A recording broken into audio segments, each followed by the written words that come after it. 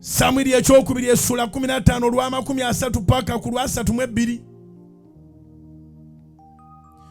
Awo Dawudi n'alinnya awayambukirwa ku lusozi olw'emizeeyituuni n'akaaba amaziga ng'alinnya. Era yali yeebisse omutwe nga talina ngatto, n'engatto yaziggyeemu dda. Ky'omulaba abantu abamu obalekanga.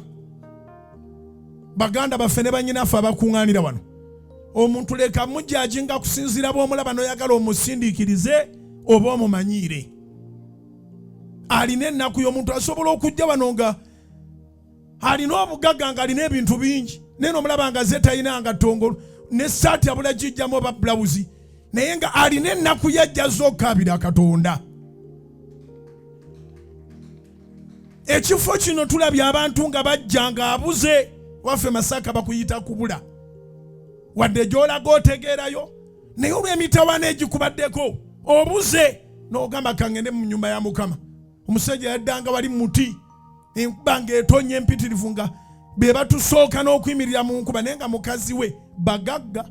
Naye ng'omukazi ali ku kitanda nakasera azadde abalongo aba 2. Naye abalongo olwabazaala omubiri ne gutabuka. N'abanga mu buli ngeri yonna sente tezimuwonya.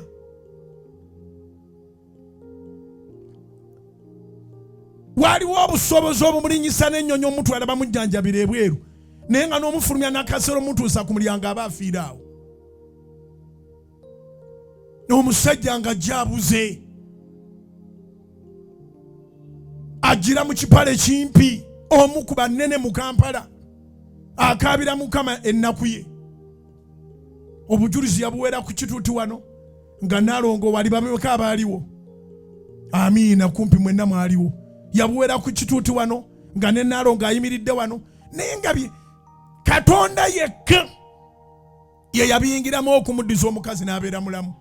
Gye bali balamu baazala n'abaana abalala. Kale omuntu bw'omulaba wano ne bw'abazzereeti nammwe ba Ashes mbabuulira. Ne bwe mba nagambye nti entebe zinene wala tezibeerayo musooke muziteeke ludda lumu. Tosindiikiriza muntu kumujja ku ntebe kubanga kano ke kakisa ke, ke kachansi ke. Ke kakisa ke eri abalala bonna bigaanye. Osobola omulaba nga alinga omwavu naye nga akusingira wala naye nga alina ekimulumbi ekimukutte.